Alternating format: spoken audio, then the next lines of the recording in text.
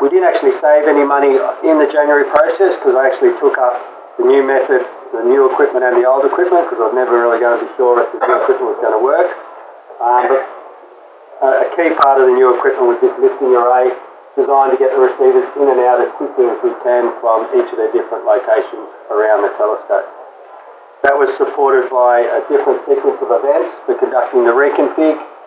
It's a fairly complex operation, but our aim is when we do it again in about a month or 10 weeks' time, that it will be an even smoother process, and we'll definitely get the telescope offline for only 5 days and the reconfig done in under 2 weeks. The year past also saw Dave Emmerich do some great work on the ASCs in improving and repairing what were some obsolete chips inside the ASC. You can see there on the right hand side with the Y dipole the effect of obsolete chips and the effect of obsolete chips on the signal. And I'm happy to say now that in the last month we've actually repaired that problem, and we're conducting the ASC rotation, bringing the ASCs in the field back into the lab and putting in new, or not new ASCs, but reconditioned ASCs back out in the field to correct this problem. And that'll take us probably through until January, February next year to bring all the ASCs in and out. There's 32 ASCs altogether. The beamformer upgrades. On the left there you can see what looks like a signal from a dead antenna, an LNA. I know it's not a dead LNA because we replaced the LNA and we're still left with that signal. And that problem was again exactly the same problem as that with the ASCs, obsolete chips. Equipment obsolescence is an ongoing problem. As every year the telescope gets older, more and more equipment becomes obsolete. However, we've recently engaged a contractor to do the beamformer upgrades, which is going to replace all those obsolete chips on the beamformers. There's 650 delay line boards that need work, and there's 32 chips per delay line board that need replacing. And the end result is that's the picture we now get when the beamformers are upgraded. Even though we have upgraded the beamformers, there are still 32 more chips on those boards that are obsolete. But they are chips such as resistors where the manufacturer has removed the lead out of the chip, and there's a one-for-one like replacement. The biggest problem with equipment obsolescence is that what the manufacturer recommends as, say, a chip replacement never works exactly how it should do. And so you put it in, take it to field, and you get a whole bunch of new problems you have to sort out. I'm sure we've all been there. Other achievements over the last year, we improved our electrical safety compliance. That photo there shows a power point that serves the receivers, it provides them with power. Previous to that, we had a white box which that plug sat inside. I'll just skip back here. No, that's gone the wrong way.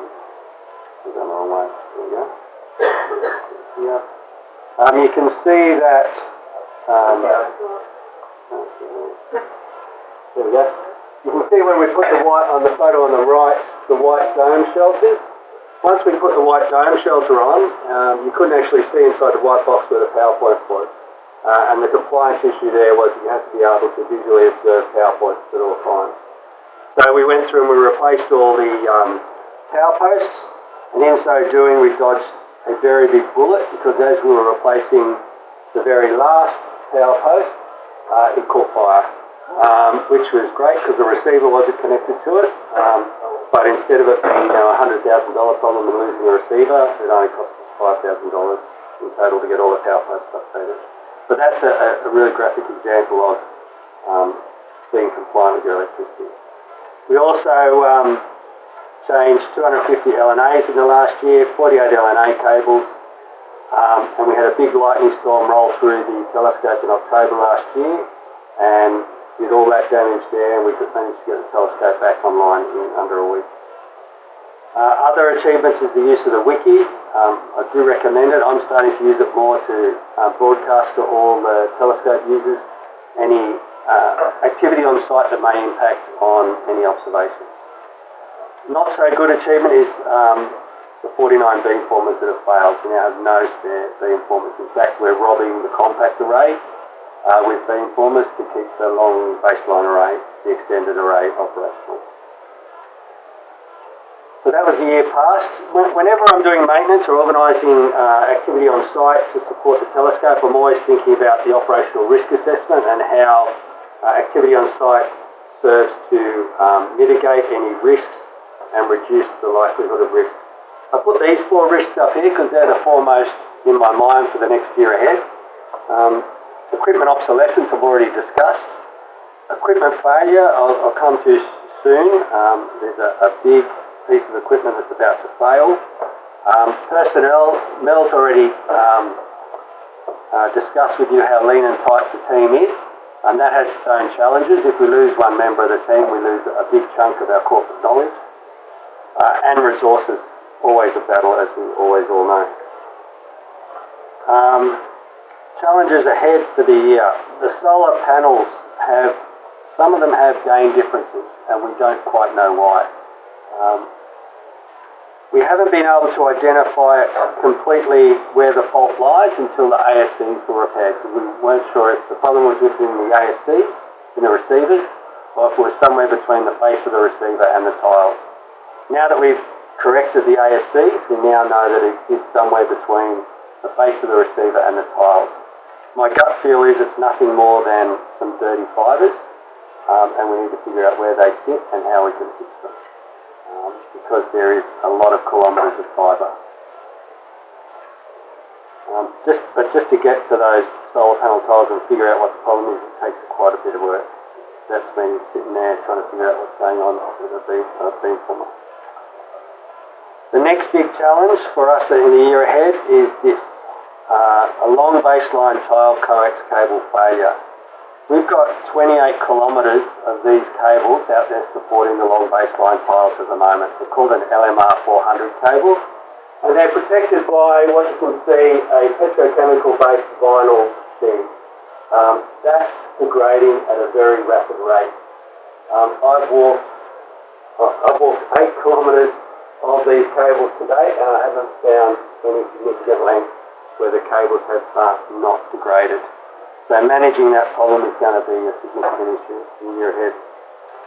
Other challenges going on, we've got receiver emissions testing occurring very soon to check that the receiver is still compliant with MRO compliance. The Telstra HUD on site, which is a fibre and power node, will be tested as well, and also the August reconfig coming up. And we need to develop a process for fibre optic cable disposal. It is a significant health hazard. It is a silica-based product, and it does need to be disposed of in a very specific way. And then SKO activities. Over the last 12 months, there's been a phased deployment of 2 antenna types. You may know that. EDA2 and the INAF Scala 4.1. University of Cambridge have also installed a prototype Scala 4 antenna on site. We do all that work, as I say we, I mean the operations team, supported by a few extras within Kyra, and all that work is invoiced to SKA at commercial rates, so the ops team has actually become a great little money spinner for Melanie. She doesn't go to the casino that much. Supporting that SKA activity is an increase in infrastructure on site, so there's a new transformer going in on site, but that all costs a lot of money, but electricity itself is costing MWA a significant chunk of money. And then there's also the deployment of a field deployable data processing facility. And we've also done the pizza box, Alexander Williamson's cosmic ray detector, in the last year. And I'll just show you, I've got a photo here. That's the pizza box, the cosmic, okay. Lovely technology. You want to know how to get that up? Okay.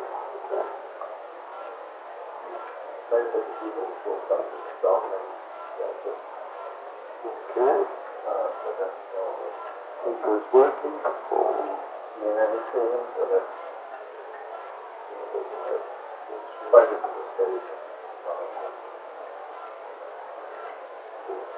Okay.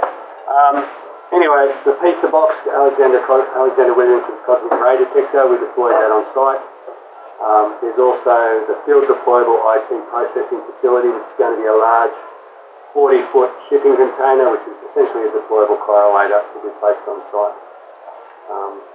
And there the SKA activities. Over lunch, there's I was going to play a very cheesy SKA promotional video of the latest antennas, and I'll try and get that up and running, and it'll run over lunch, and everyone can have a look at what the new SKA antennas. Horribly cheesy. Terrible sound and music. You have to defend it, you pay the bill.